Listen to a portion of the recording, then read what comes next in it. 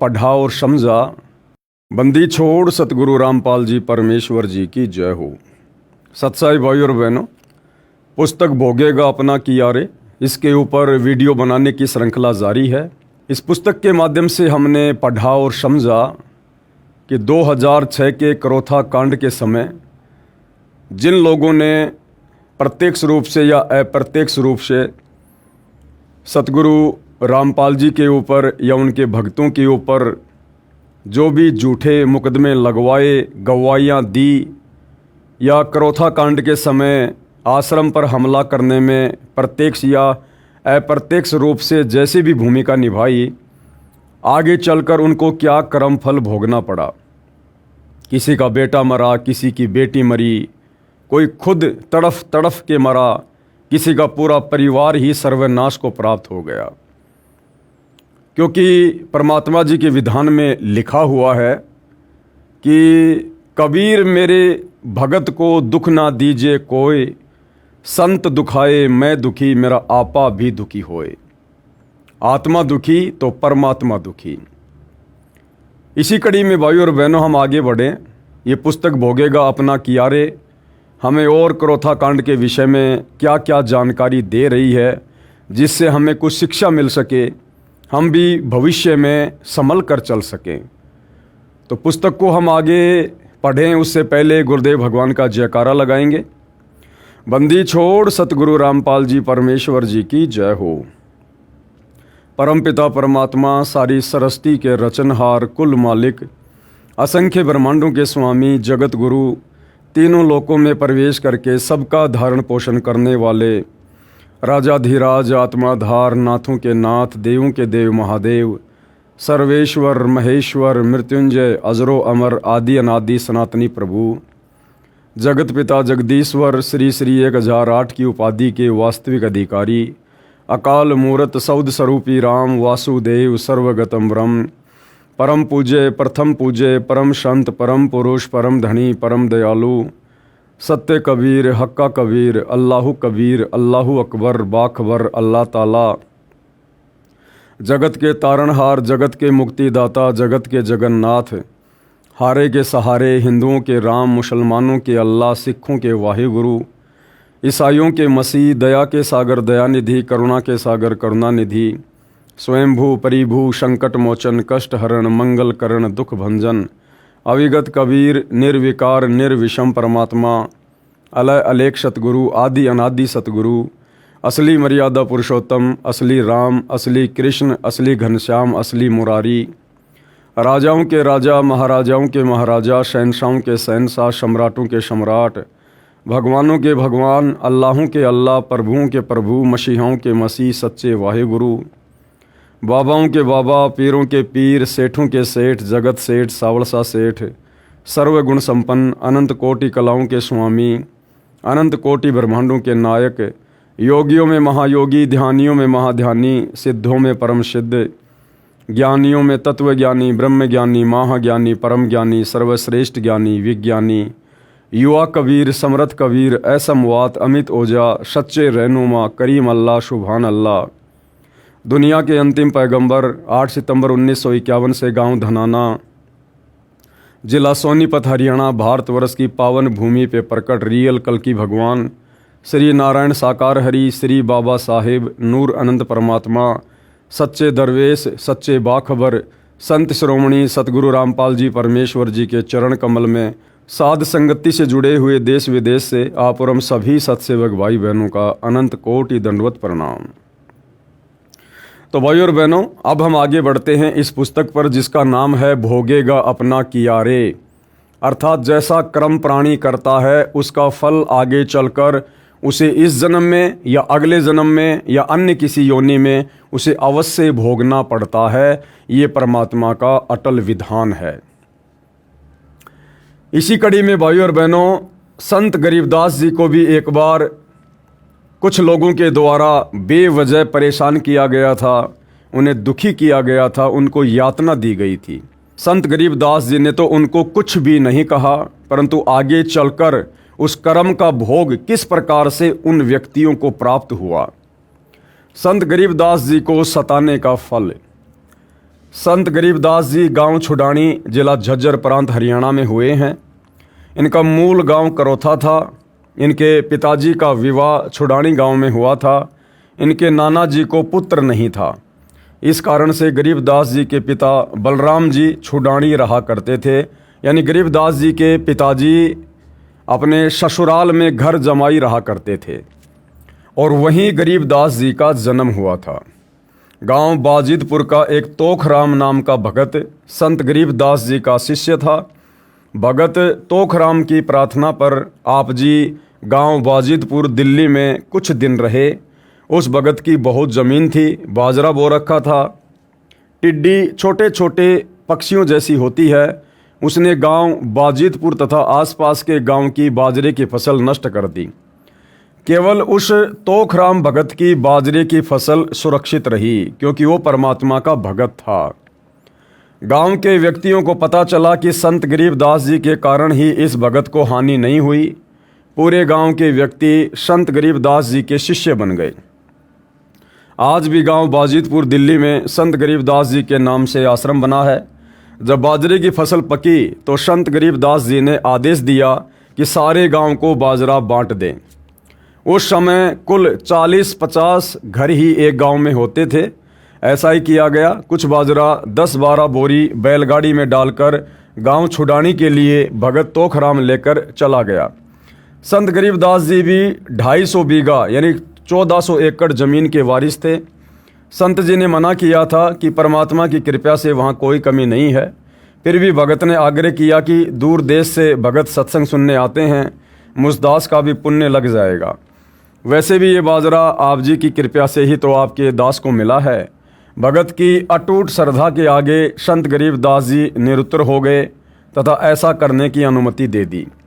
कहते हैं, साधु भूखा भाव का, धन का भूखा नहीं, और जो कोई धन का भूखा वो साधु भी नहीं। बैलगाड़ी में 10-12 क्विंटल बाजरा भरकर उसी में गरीबदास जी को बैठाकर भगत गांव छुडानी की तरफ शाम को चल पड़ा। रास्ते में गांव काणोदा, वर्तमान जिला झज्जर, प्रांत हरियाणा पड़ता था। गांव काणोदा में भी टिड्डी दल ने सर्व बाजरे की फसल नष्ट कर दी थी। काणोदा गांव के व्यक्तियों ने बाजरे की गाड़ी को जबरदस्ती लूट लिया। संत गरीबदास जी अपने भगत के यहाँ से जो बाजरा लेकर आ रहे थे, काणोदा गांव के लोगों ने उस बाजरे को लूट लिया। भगत ने विरोध किया तो उसको भी मारने पीटने लगे।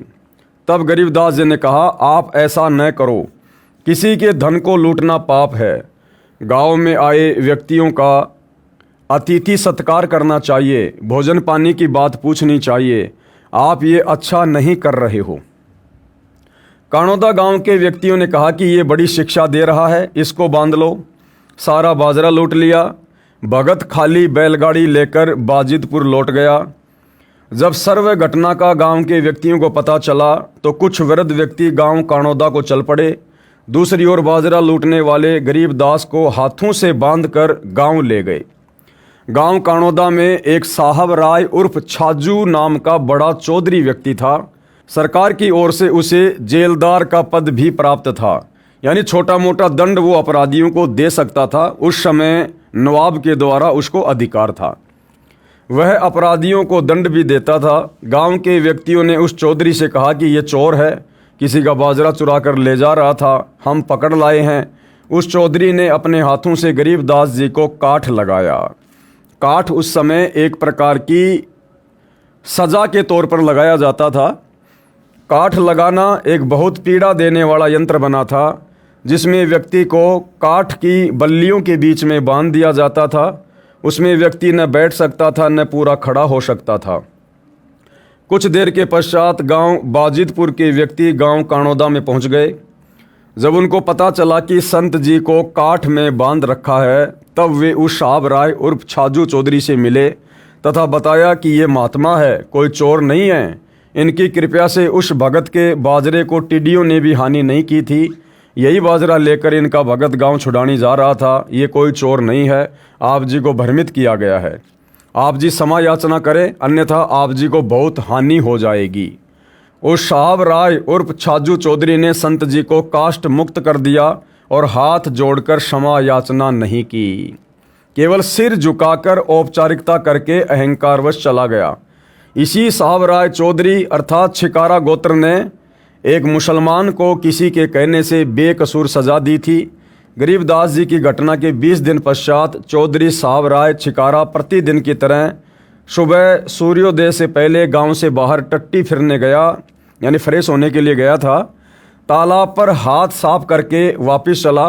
उसी समय 2 घोड़ों पर सवार 2 बिलोचों ने उस साहब राय चौधरी का एक एक हाथ पकड़ा तथा तलवार से दोनों हाथ काट कर चले गए। चिल्लाता बिलखता चौधरी साहब राय गाँव पहुँचा। वैद्य बुलाकर उपचार कराया। न तो रक्त बहना बंद हुआ और ना ही पीड़ा बंद हुई। सारा दिन सारी रात चिल्लाता रहता था। बड़े बड़े वैद्य आए परंतु व्यर्थ। तब किसी भगत का उस गांव में आना हुआ। सर्व घटना को जानकर उसने कहा कि आप संत गरीबदास जी के पास जाओ, उनसे हृदय से समायाचना करो, तब बात बन सकती है। मरता क्या नहीं करता। 3-4 घोड़े तैयार किए गए। एक घोड़े पर उस चौधरी साहब राय को बैठाया तथा उसी घोड़े पर एक व्यक्ति और बैठा। सब के सब गांव छुडानी में संत गरीबदास जी के पास गए। चौधरी साहब राय उर्फ छाजू ने नाक रगड़ कर क्षमा मांगी। तुरंत पीड़ा तथा रक्त का स्राव बंद हो गया। उसी समय तुरंत वो पीड़ा बंद हो गई और खून का बहना भी बंद हो गया। सर्वे व्यक्तियों को बड़ा आश्चर्य हुआ। तब संत गरीबदास जी ने कहा, भाई आपको पद याद है, उसका सदुपयोग करना चाहिए। दंड देने से पहले स्वयं जांच करनी चाहिए। गलती हो भी जाए तो हृदय से क्षमा याचना करनी चाहिए। मैंने आपको कोई बद्दुआ नहीं दी, आप जी ने अपना किया ही भोगा है। इसी प्रकार भाइयों और बहनों, करोथा कांड के बाद में डिग्गल गांव में, बागपुर गांव में, करोथा के आसपास जिन जिन परिवारों का सर्वनाश हुआ, जिन्होंने करोथा कांड के समय प्रत्यक्ष या अप्रत्यक्ष रूप में अपनी भूमिका निभाई थी हमला करने में, संत रामपाल जी ने किसी को कोई बद्दुआ नहीं दी, क्योंकि ये सारी सृष्टि के पिता हैं और पिता कभी भी अपने बच्चों को बद्दुआ नहीं देता है। लेकिन जैसा कर्म किया है समय आने पर वो भोगना अवश्य पड़ता है। तो गरीबदास जी ने कहा कि मैंने आपको किसी प्रकार की कोई बद्दुआ नहीं दी, जैसा आपने कर्म किया उसकी आपने सजा पाई है। यहाँ पर यह बताना अनिवार्य है कि जब संत गरीबदास जी 10 वर्ष के बालक थे, सन 1727 संवत 1774, तब वे प्रतिदिन की तरह अन्य बड़े जवान साथियों के साथ अपने ही खेतों में गऊ चराने गए थे। उस दिन फाल्गुन मास की द्वादशी द्वास थी। दिन के 10 बजे परमात्मा कबीर बंदी छोड़ जी अपने अमरलोक से आए, जो अमरलोक आकाश में सर्वोपरि है। संत गरीबदास जी को कवारी गाय का दूध पिलाया, अन्य पालियों यानी गवालों ने नहीं पिया। उसके पश्चात संत गरीबदास जी को परमात्मा कबीर जी ऊपर ले गए। ऊपर विष्णु जी का लोक, शिव जी का लोक, ब्रह्मा जी का लोक तथा सर्व लोक दिखाकर अपने अमर लोक ले गए, यानी सतलोक ले गए। इस प्रक्रिया में 8 से 10 घंटे लग गए। दूसरी ओर बालक गरीबदास जी को मरा जानकर अंतिम संस्कार के लिए चिता पर रख दिया था। उसी समय परमात्मा ने वह आत्मा पुनः शरीर में प्रवेश कर दी। बालक जीवित हो गया। गांव में खुशी की लहर दौड़ गई। उस दिन के पश्चात बालक गरीबदास जी सामान्य बच्चा नहीं रहा। कहावत है कि आप क्या भगवान से मिलकर आए हो। संत गरीबदास जी भगवान से मिलकर आए थे। इसलिए संत गरीबदास जी ने उपस्थित काणोदा निवासियों को मनुष्य जीवन का उद्देश्य बताया। सर्व ने दीक्षा ली। उस साहब राय छिकारा चौधरी के वंशज आज भी संत गरीबदास जी की पूजा करते हैं, लेकिन वो एक फॉर्मेलिटी चल रही है भाई और बहनों। लगभग आधा काणोदा गांव उन्हीं की संतान है। उसको छाजूवाड़ा कहते हैं, क्योंकि उस चौधरी का उर्फ नाम छाजू था। जिन व्यक्तियों ने बाजरा लूटा था उन्होंने क्षमा याचना करने से इनकार कर दिया था। वे फिर भी गरीबदास जी के विषय में भला बुरा कहा करते थे। उन सर्व का कुल नाश हो गया। एक एक करके सर्व संतान नष्ट हो गई तथा स्वयं भी तड़फ तड़फ कर मरे। परमात्मा कहते हैं, कबीर साकट सन का जेवड़ा भीगे ते करड़ाए, राम नाम जाने नहीं तड़फ तड़फ मर जाए। सन होता है भाइयों और बहनों, किसान जो है अपने खेत में पैदा करते हैं, तो सन के पौधे के ऊपर जब उसको पानी के अंदर काफ़ी दिनों तक डाल के रखा जाता है तो उस षण के पौधे के ऊपर की जो खाल होती है उसको उतार कर और उसकी रस्सी बनाई जाती है, देसी भाषा में जिसको जेवड़ा कहते हैं, जेवड़ा। तो परमात्मा कहते हैं कि जो साकट व्यक्ति होता है ना, वो षण के जेवड़ी की तरह होता है। उसको पानी में भिगो दोगे तो भी वो बिल्कुल ऐसा रहेगा, टाइट टाइट, उसकी जो अकड़ है वो कम नहीं होती। तो परमात्मा कहते हैं जो साकट व्यक्ति होता है वो षण के जेवड़ी की तरह होता है, भीगे ते करड़ाए और राम नाम जाने नहीं, तड़फ तड़फ मर जावे। कबीर राम नाम से खिज मरे, कुष्टी हो गल जावे, शुकर होकर जन्म ले, नाक डूबता खावे। नीच व्यक्ति का स्वभाव बताया है कि वह उस क्षण के रस्से के समान है जो जल में भीगकर अधिक सख्त हो जाता है, जबकि जल में भीगने से पदार्थ नरम हो जाते हैं। इसी प्रकार सत्संग के वचन रूपी जल में भी जो अहंकार करता है, नम्र होकर दीक्षा नहीं लेता और परमात्मा की चर्चा करने से चिढ़ता है, वह व्यक्ति कुष्ठ रोग से पीड़ित होकर गलकर मर जाता है। फिर सूअर का जन्म प्राप्त करके नाक डुबोकर गंदा खाता है, गंध खाता है वो। ऐसे व्यक्तियों को सतर्क किया जा रहा है कि समय रहते संत रामपाल जी महाराज से दीक्षा लेकर अपना मानव जीवन सुधार लो, नहीं तो बहुत पछताना पड़ेगा। सतलोक आश्रम मैनेजमेंट हरियाणा से भी हम प्रार्थना कर रहे हैं, विनती कर रहे हैं कि भाई 2014 बरवाला कांड में जो आप लोगों ने भूमिका निभाई है, अहंकार में आकर संत रामपाल जी को जेल जाने पर मजबूर कर दिया, 6 भक्तों की बरवाला आश्रम के बाहर मौत हुई है, आप लोगों के मनमाने आचरण के कारण, आप लोगों की मनमानी हरकतों के कारण।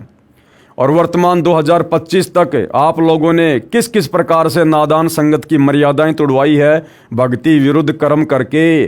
तो आप लोगों से भी हम साथ संगति वाले भाई बहन विनती करते हैं कि भाई सतगुरु रामपाल जी भगवान से नाक रगड़ रगड़ के अपने मनमाने आचरण की क्षमा याचना कर लो।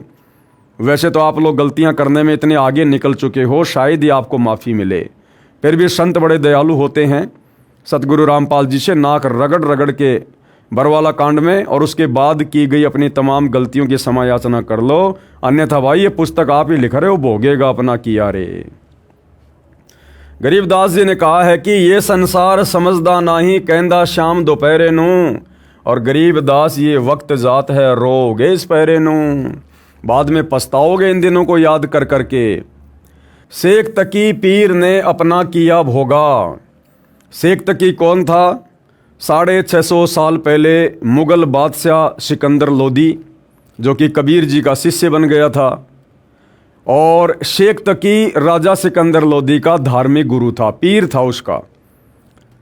और उस व्यक्ति ने परमेश्वर कबीर जी के साथ में 52 प्रकार की बदमाशियाँ की, उनको नीचा दिखाने के लिए, उनको मिटाने के लिए। और अंत में उस शेख तकी के साथ में उसी के कर्मों के तहत क्या हुआ उसकी जानकारी हम प्राप्त करेंगे। कहने का मतलब भाई और बहनों, संतों को, भक्तों को बेवजह परेशान करना, दुखी करना, फिर आगे चलकर तरह तरह के कष्ट भोगना, ये परमात्मा का विधान है। तो गुरुदेव हमें सतर्क करना चाहते हैं। हम नादानों को पहले से शिक्षा दे रहे हैं कि भाई संतों के साथ, भक्तों के साथ फालतू में बकवाद नहीं करनी चाहिए, मजाक नहीं करना चाहिए। संत भक्तों से तो ज्ञान प्राप्त करके आत्मा का कल्याण करवाना चाहिए। दिल्ली का सम्राट सिकंदर लोदी था, उसको जलन का असाध्य रोग हो गया था। उस राजा का धार्मिक गुरु यानी पीर शेख तकी था, जो भारत के मुसलमानों का प्रधान था। सिकंदर राजा का जलन का रोग किसी भी औषधि से ठीक नहीं हुआ, न किसी हिंदू मुसलमान धर्म की साधनाओं से हुआ। किसी भगत के बताने पर सिकंदर लोदी राजा परमात्मा कबीर जी के पास काशी नगर बनारस गया। परमात्मा कबीर जी के आशीर्वाद मात्र से स्वस्थ हो गया। किसी बात से नाराज होकर सिकंदर लोदी दिल्ली के सम्राट ने स्वामी रामानंद जी की तलवार से गर्दन काट दी थी। उसी समय परमेश्वर कबीर जी वहाँ स्वामी रामानंद जी के आश्रम में प्रतिदिन की तरह आरती करने चले गए।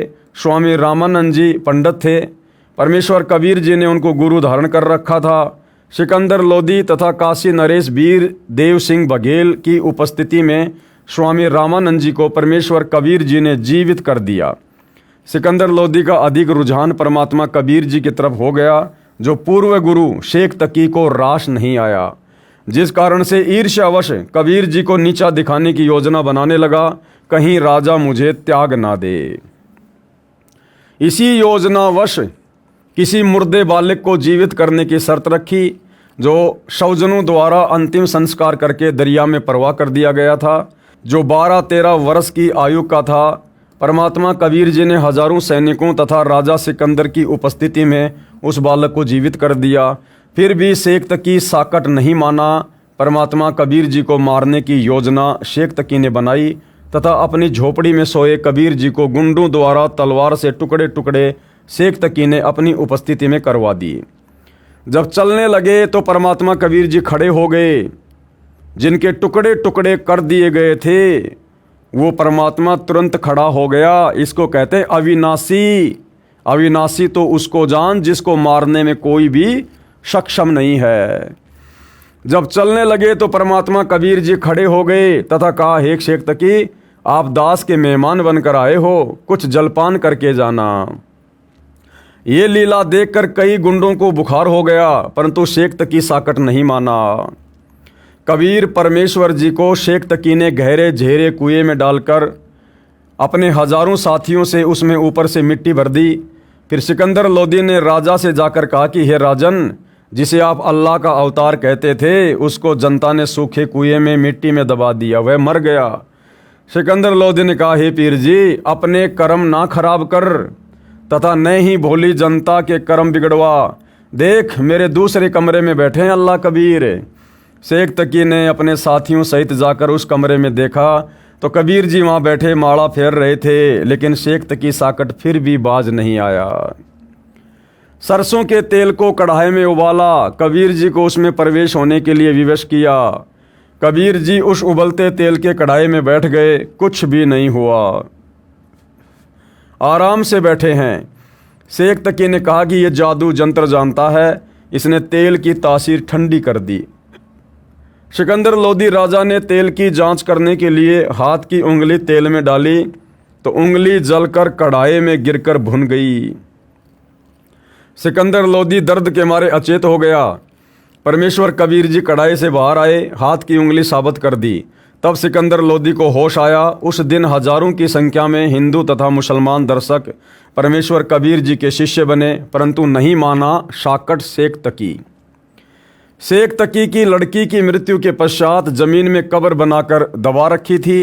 शेख तकी की शर्त पर परमात्मा कबीर जी ने उस लड़की को कब्र से निकलवा कर जीवित कर दिया। उस लड़की ने 1.5 घंटे तक उपस्थित दर्शकों को बताया कि ये अल्लाह कबीर है, पूर्ण ब्रह्म परमात्मा है। उपस्थित हजारों दर्शकों ने कबीर जी से दीक्षा ली, परंतु नहीं माना साकट शेख तकी। परमेश्वर कबीर जी दोनों धर्मों के व्यक्तियों को समझाया करते थे कि आपके धर्मगुरु परमात्मा प्राप्ति के यथार्थ ज्ञान से खाली हैं और मेरे पास वह सत्य भक्ति है जिससे आप यहाँ भी सुखी तथा परलोक में भी सुखी हो जाओगे। आप एक परमात्मा के बच्चे हो, जिस कारण से दोनों धर्मों हिंदू तथा मुसलमान के धर्मगुरु अपने धर्म की जनता को भ्रमित करते थे तथा परमात्मा कबीर जी में बहुत सारे दोष निकालकर जनता को दूर रखते थे। जब देखा कि परमेश्वर कबीर जी मारे से मर नहीं रहे, ना ज्ञान में हार रहे, तो एक योजना बनाई। भारतवर्ष में जितने भी हिंदू तथा मुसलमान गुरुओं के आश्रम थे, सबको झूठी चिट्ठी लिखकर भेज दी कि कबीर पुत्र नीरू शहर काशी में 3 दिन का भंडारा करेगा। प्रति भोजन के पश्चात प्रत्येक को एक सोने की मोहर यानी 10 ग्राम सोना और एक दोहर, दोहर क्या होती थी उस समय का सर्वश्रेष्ठ कंबल, वो भी देगा। 18 लाख महात्मा भगत भोजन भंडारा करने काशी नगर में आ गए, उस सोने की मोहर और दोहर के चक्कर में। परमेश्वर कबीर जी तथा अन्य रूप में एक केशव नाम का बंजारा यानी व्यापारी बनकर अपने शतलोक स्थान आकाश से 9 लाख बैलों के ऊपर आए। भक्तों ने थैलों में खाने का कुछ पका पकाया, कुछ कच्चा सामान लेकर काशी शहर में टेंट लगाकर उनमें सारा सामान रख दिया। शतलोक स्थान आकाश से ही लाखों भगत सेवा करने के लिए आए थे। भंडारा शुरू हुआ। यहाँ पर स्पष्ट करना उचित समझते हैं कि परमेश्वर कबीर जी का जन्म किसी माँ से नहीं हुआ था, क्योंकि परमेश्वर कबीर स्वयंभू हैं, परिभू हैं, सर्वेश्वर हैं, महेश्वर हैं। ना सतगुरु जननी जने जाके माना बाप, पिंड ब्रह्मंड से रहित है ना वहाँ तीनों ताप। परमात्मा कबीर जी का जन्म किसी माँ से नहीं हुआ था। विक्रमी संवत 1455 सन 1398 जेठ मास की पूर्णमासी को सुबह सूर्योदय से 1.5 घंटा पहले परमात्मा कबीर जी आकाश से सतलोक स्थान से सशरीर चलकर आए थे। एक शिशु रूप में काशी शहर के बाहर जंगल में लहर तारा नामक तालाब में कमल के फूल पर प्रकट हुए थे। इसके प्रत्यक्ष दृष्टा एक अष्टानंद ऋषि थे जो प्रतिदिन उसी तालाब पर स्नान करने जाया करते थे।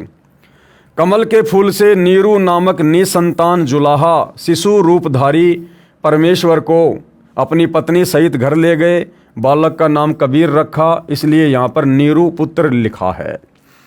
शेख तकी राजा सिकंदर को भी चिट्ठी देकर साथ ले आया। यानी पूरे भारतवर्ष में शेख तकी ने परमात्मा कबीर जी को नीचा दिखाने के लिए कि कबीर तो निर्धन है, जुलाहा है, खुद का परिवार भी बड़ी मुश्किल से चला रहा है। 18 लाख लोगों को, दुनिया भर के साधु संतों को जो काशी में इकट्ठा होंगे, उनको कैसे भोजन करवाएगा, कहाँ से उनको सोने की मोहर देगा, दोहर देगा। और जब इतने सारे लोग यहाँ इकट्ठे हो जाएंगे तो ये कबीर अवश्य काशी छोड़कर भाग जाएगा, अन्यथा लोग पीट पीट कर उसको मार देंगे।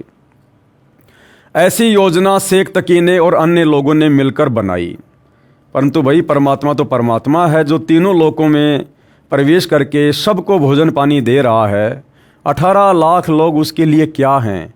उन 18 लाख लोगों को प्रतिदिन वो जहाँ भी खाना खा रहे थे वही परमात्मा तो दे रहा था। अब अगर एक जगह इकट्ठे होकर खा लेंगे तो कौन सी बड़ी बात है। लेकिन शेख तकी ईर्ष्यावश कबीर जी को एक सच्चा या कुछ अच्छा साधु भी नहीं मानता था। तो शेख तकी ने उस दिन राजा सिकंदर लोदी को भी साथ ले लिया और कहा कि आपके गुरुजी भंडारा कर रहे हैं, कबीर चलो साथ में। इसलिए कि वहाँ कबीर मिलेगा नहीं, दुनिया वहाँ पर गालियाँ निकाल रही होगी और राजा के दिल में कबीर जी के प्रति श्रद्धा कम हो जाएगी और तेरी चौधर बरकरार बनी रहेगी। ये सोचकर शेख तकी ने सिकंदर लोदी को भी साथ में ले लिया। शेख तकी राजा सिकंदर को भी चिट्ठी देकर साथ ले आया। उसने सोचा था कि कबीर शहर छोड़कर भाग गया होगा, परंतु वहाँ जाकर देखा तो कुछ और ही कमाल था। सिकंदर लोदी बड़ा खुश हुआ। परमात्मा कबीर जी दूसरे रूप में अपनी झोपड़ी में रविदास संत जी के साथ बैठे थे। परमेश्वर कबीर जी ने अपना दूसरा रूप बनाया केशव बंजारे का। 9 लाख बैलों के ऊपर पका पकाया भोजन लेकर, टेंट का सामान लेकर काशी में उतर आए और वहाँ तो उन्होंने रंग लगा दिए। रंग, दुनिया भोजन कर रही है, भंडारा कर रही है, आनंद ले रही है। राजा सिकंदर जी परमेश्वर कबीर जी को झोपड़ी से स्वयं हाथी पर बैठाकर उस भोजन भंडारे के स्थान पर लाए जहाँ पर आए अतिथि मन वांछित भोजन तथा मोहर दोहर लेकर कबीर जी के गुणगान कर रहे थे। 3 दिन तक भंडारा चला। परमात्मा कबीर जी ने अपने दूसरे रूप डबल रोल में केशव के साथ ज्ञान चर्चा की, लीला करके लगातार 24 घंटे यानी 8 पैर तक सत्संग किया। ज्ञान को सुनकर लगभग 15-16 लाख भक्तों तथा अन्य साधुओं ने नाम दीक्षा ली, परमेश्वर कबीर जी के शिष्य बने। इस प्रकार परमेश्वर कबीर जी के हिंदू तथा मुसलमान कुल 64 लाख शिष्य बने थे। कबीर जी सन 1398 से 1518 तक 120 वर्ष पृथ्वी पर लीला करके सशरीर शवधाम सतलोक चले गए थे। अंत में सिकंदर लोदी तथा शेख तकी की उपस्थिति में सारे बैल तथा बंजारे अंतर्ध्यान हो गए तथा परमात्मा कबीर जी का दूसरा स्वरूप केशव कबीर जी के शरीर में समा गया। शेख तकी साकट फिर भी नहीं माना, निंदा ही करता रहा। कहा कि इस कबीर ने ये क्या भंडारा लंगर किया है, हम अनेकों कर दें। इसने तो महोछा किया है। महोछा कहते हैं जवान मौत होने पर किसी गुरु के आदेश अनुसार क्रिया कराने को, जिसमें घर वाले दुखी मन से मजबूरी जानकर कुछ भोजन की व्यवस्था करते हैं। और जग जोनार उसे कहते हैं। जैसे किसी के घर विवाह के घने वर्षों उपरांत पुत्र प्राप्त होता था तो वे जग यानी यज्ञ अनुष्ठान करते थे, तो दिल खोलकर पैसा खर्च करते थे। परमेश्वर कबीर जी के उस भंडारे यानी लंगर के विषय में अच्छी आत्माएं तो कह रही थी कि जग जोनार यानी जीमणवार की है। ऐसी व्यवस्था, ऐसा मन भावन भोजन, मोहर दोहर का दान न कभी देखा न सुना। जय हो कबीर परमेश्वर की। दूसरी ओर हिंदू तथा मुसलमानों के धर्मगुरु जले भुने कह रहे थे कि कबीर जी ने तो मौछाशा किया है, खाक भंडारा है ये। इसके विषय में संत गरीबदास जी ने अपनी अमृतवाणी में कहा है कि गरीब कोई कहे जग जो नार करी है, कोई कहे महोछारे, बड़े बड़ाई करया करें गाड़ी काढ़े ओछारे। शेख तकी ने परमात्मा को नहीं पहचाना, काल का पक्का दूत साबित हुआ तथा अंत में ओछा शेख तकी गूंगा बहरा होकर टक्कर मार मार कर मौत को प्राप्त हुआ। अपना किया भोगा तथा नरक का भागी बना। जबकि भाइयों और बहनों, परमात्मा मौका देता है। शेख तकी को काफ़ी वर्षों तक परमात्मा जी ने मौका दिया। उसकी आंखों के सामने परमात्मा ने प्रत्यक्ष चमत्कार करके दिखाए, मुर्दों को जिंदा करके दिखाया। उसके बावजूद भी शेख तकी के अंदर से वो ईर्ष्या खत्म नहीं हुई और अंत में अपने किया का फल भोगा, अपने किए कर्मों का फल भोगा और मरने के बाद में नरक का भी भागी बना। महर्षि दयानंद का अज्ञान, आर्य समाज के प्रवर्तक महर्षि दयानंद का अज्ञान। महर्षि दयानंद का वेद विरुद्ध ज्ञान, शेष प्रश्न 3 से लगातार। महर्षि दयानंद जी सत्यार्थ प्रकाश के समोल्लास 7 पेज नंबर 162, समोल्लास 8 पेज नंबर 178, 179, समोल्लास नंबर 8 पेज नंबर 191 तथा समोल्लास 7 पेज नंबर 164 पर लिखते हैं कि परमात्मा, जीव तथा प्रकृति रज सत तम अनादि है। भावार्थ है कि परमात्मा ने जीव तथा प्रकृति जो 3 गुणों रजगुण, सतगुण तथा तमगुण से मिलकर बनती है उसको उत्पन्न नहीं किया। ये भी परमात्मा की तरह स्वयंभू है, अर्थात भाई बहन सिद्ध कर दिए। शेख तकी कह रहा कि रजगुण, तमगुण, सतगुण ये स्वयंभू हैं, अपने आप प्रकट हुए हैं। पुस्तक ऋग्वेदादि भाष्य भूमिका नामक पुस्तक के पेज नंबर 117-118 में वेद मंत्र का अनुवाद करते समय खंडन किया है कि सृष्टि रचना से पहले केवल एक परमात्मा था। उस समय रज सत तम अर्थात 3 गुण नहीं थे, जिसको महर्षि दयानंद ने प्रकृति कहा है।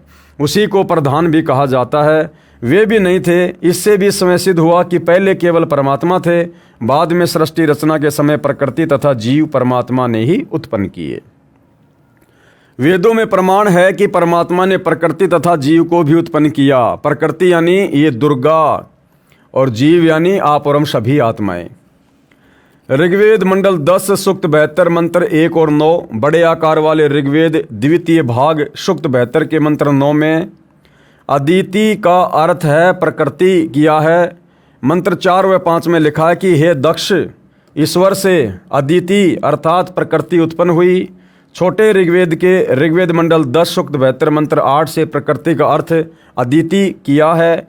जिस रजगुण, सतगुण तथा तमगुण को महर्षि जी ने प्रकृति कहा है, सृष्टि से पूर्व नहीं था। इससे सिद्ध हुआ कि प्रकृति को भी परमात्मा ने उत्पन्न किया है।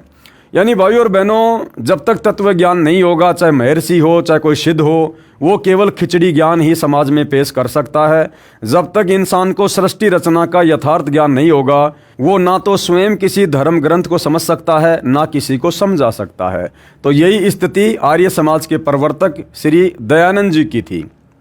सामवेद मंत्र संख्या 527 में तथा ऋग्वेद मंडल 9 सूक्त 9 मंत्र 1 में स्पष्ट है कि परमात्मा ने जीव आत्मा को तथा प्रकृति को उत्पन्न किया है। लिखा है, जब यह सृष्टि उत्पन्न नहीं हुई थी, इससे यह भी सिद्ध है कि सृष्टि उत्पन्न हुई है तथा प्रारंभ हुई है। महर्षि दयानंद का सत्यार्थ प्रकाश वाला ज्ञान गलत सिद्ध हुआ, जिसमें कहा है कि जीव की उत्पत्ति नहीं हुई, सृष्टि का प्रारंभ नहीं हुआ। ये तो अनादिकाल से चली आ रही है। प्रकृति भी उत्पन्न नहीं हुई। जीव, प्रकृति तथा परमात्मा अनादि है। महर्षि दयानंद ने यह भी कहा है कि जीव की उत्पत्ति परमात्मा ने नहीं की। ये भी गलत सिद्ध हुआ, क्योंकि ऊपर वर्णित वेद मंत्रों में सिद्ध हो चुका है कि परमात्मा ने जीव तथा प्रकृति की भी उत्पत्ति की है। कहने का मतलब भाइयों और बहनों, श्री दयानंद सरस्वती जी ने जो ज्ञान अपनी पुस्तक सत्यार्थ प्रकाश में लिखा है, वो टोटली ज्ञान वेदों के विरुद्ध है। कारण क्या बताया गुरुदेव ने कि महर्षि दयानंद जी ने अपना अज्ञान सत्यार्थ प्रकाश पुस्तक के माध्यम से लिखकर जल्दबाजी में पहले ही समाज में प्रस्तुत कर दिया। बाद में उसने वेद पढ़े और जब उसने वेद पढ़े तो पता चला कि परमात्मा तो साकार है, दिखाई देता है, सतलोक में रहता है, राजा के समान है। बहुत सारी बातों का उसे पता चला। तो बाद में महर्षि दयानंद जी ने जानबूझकर काल प्रेरणा से सत्यार्थ प्रकाश में लिखे अपने अज्ञान को सत्य साबित करने की दृष्टि से वेदों के अर्थों का अनर्थ कर दिया, ये सोचकर कि किसे क्या पता चलेगा। अरे भैया, परमात्मा स्वयं आते हैं ये ज्ञान समझाने के लिए। उन्होंने काल तक की खाल उतार के रख दी। छोटे मोटे महर्षियों की क्या औकात जो छुपे रहेंगे। सत्यार्थ प्रकाश के पेज नंबर 191 समोल्लास 8 में महर्षि दयानंद जी ने कहा है कि सृष्टि का कभी आरंभ भी नहीं होता है, न अंत होता है, परवार रूप से अनादि है। फिर सत्यार्थ प्रकाश समोल्लास 8 पेज नंबर 190, 191, 177 तथा समोल्लास 4 पेज नंबर 76 के, समोल्लास 7 पेज नंबर 152 पर यजुर्वेद अध्याय 13 मंत्र 4 का अनुवाद करके खंडन किया है कि सृष्टि से पहले केवल एक परमात्मा था। इसका मतलब सृष्टि की भी उत्पत्ति हुई है, अर्थात परमात्मा ने सृष्टि की उत्पत्ति की है। लेकिन महर्षि दयानंद जी ऐसा नहीं मानते। इससे सिद्ध है कि सृष्टि प्रारंभ हुई है तथा उसके पश्चात परमात्मा के विधान अनुसार उत्पत्ति तथा प्रलय का क्रम प्रारंभ हुआ। सत्यार्थ प्रकाश के समोल्लास नंबर 9 पेज नंबर 203 पर महर्षि दयानंद जी ने कहा है कि मोक्ष प्राप्त प्राणी किसी लोक में स्थित होकर मोक्ष सुख को नहीं भोगता, अपितु विचरण करता है।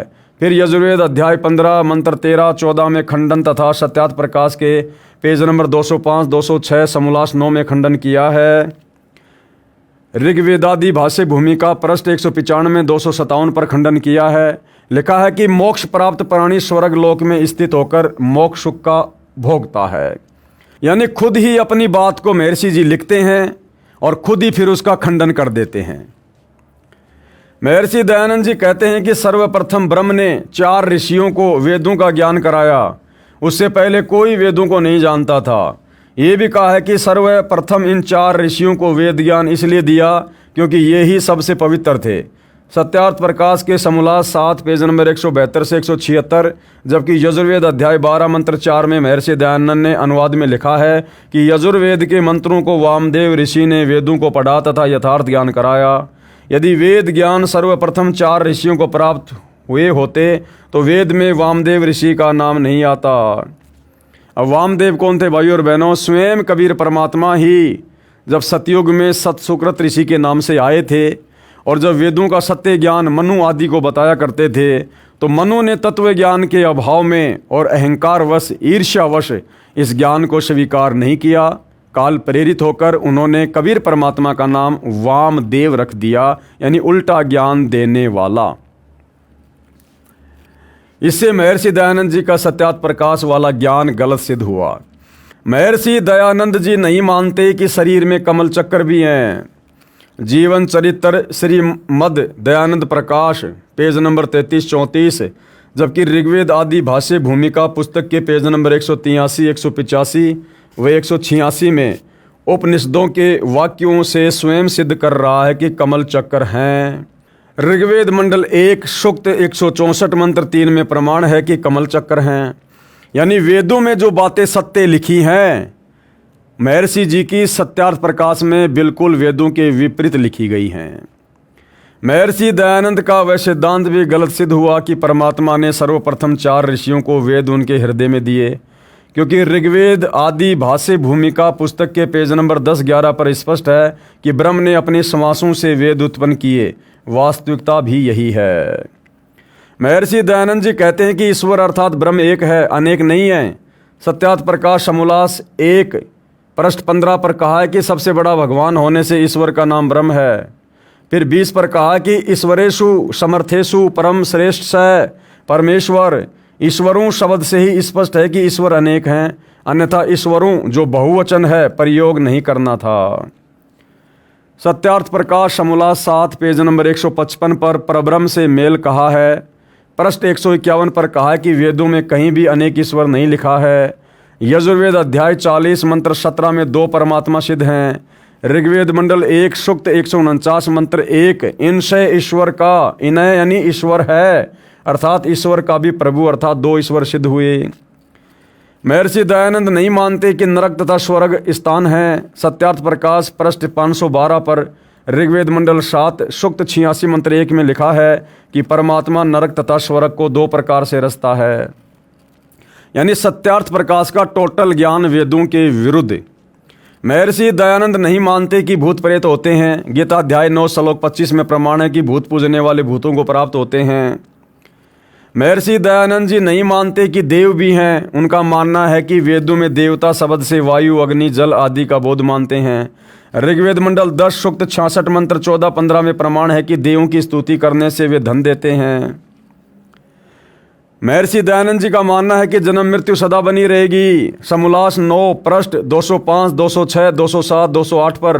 जबकि ऋग्वेद सार्वदेशिक आर्य प्रतिनिधि सभा दिल्ली से प्रकाशित के मंडल 1 सूक्त 72 मंत्र 10 में स्वयं जन्म मरण रहित होने को प्राप्त विद्वान सत्यार्थ प्रकाश के समोल्लास 4 पृष्ठ 105 पर अक्षय मोक्ष का समर्थन है। विचार करें, कोई रोगी स्वस्थ होकर रोगी होना चाहेगा? कभी नहीं होना चाहेगा। श्रीमद् भगवद गीता अध्याय 15 मंत्र 4, अध्याय 8 मंत्र 20 से 22 में भी स्पष्ट है कि पूर्ण मोक्ष प्राप्त प्राणी का कभी जन्म नहीं होता। इसके बाद महर्षि दयानंद जी का भूगोल खगोल का ज्ञान। यानी भाई और बहनों, ना तो महर्षि दयानंद जी को शास्त्रों का ज्ञान था, ना वेदों का ज्ञान था, ना उनको कोई सामाजिक ज्ञान था। उनको खगोल भगोल का भी ज्ञान नहीं था, सौर मंडल का भी ज्ञान नहीं था उनको किसी भी प्रकार का। और कैसी कैसी ऊट पटांग बातें उन्होंने सत्यार्थ प्रकाश में लिख रखी हैं। महर्षि दयानंद जी ने सत्यार्थ प्रकाश समोल्लास 7 पेज नंबर 174 पर लिखा है कि जब तक इंग्लैंड का कोलंबस नामक व्यक्ति अमेरिका में नहीं गया था, तब तक वे भी करोड़ों वर्षों से मूर्ख थे। अब शिक्षा पाने से विद्वान हो गए। समोल्लास 10 प्रश्न नंबर 226, समोल्लास 11 पेज नंबर 235 पर खंडन है। लिखा है कि व्यास जी अपने पुत्र तथा शिष्य सुख सहित अमेरिका में निवास करते थे। वे सर्व शिक्षित थे। फिर सत्यार्थ प्रकाश समोल्लास 11 पेज नंबर 235 पर लिखा है कि सृष्टि प्रारंभ हुई तब से लेके 5000 वर्ष पूर्व तक आर्यों का सार्वभौम चक्रवर्ती राज्य रहा है।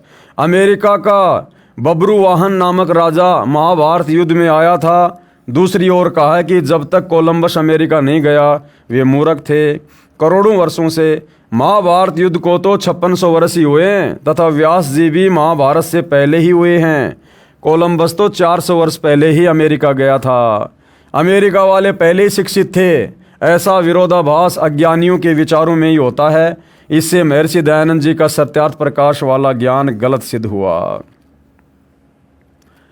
सत्यार्थ प्रकाश प्रमाण समोल्लास 8 पेज नंबर 197 198 पर लिखा है कि सूर्य, चंद्र व तारों तथा नक्षत्रों में मनुष्य तथा अन्य प्राणी पृथ्वी की तरह रहते हैं। बताओ, महर्षि दयानंद जी कह रहे हैं सूर्य पर, इस आग के गोले पर जैसे हम पृथ्वी पर रहते हैं ऐसे वहाँ भी मनुष्य रहते हैं, इंसान रहते हैं, खेती बाड़ी करते हैं, बाग बगीचे हैं।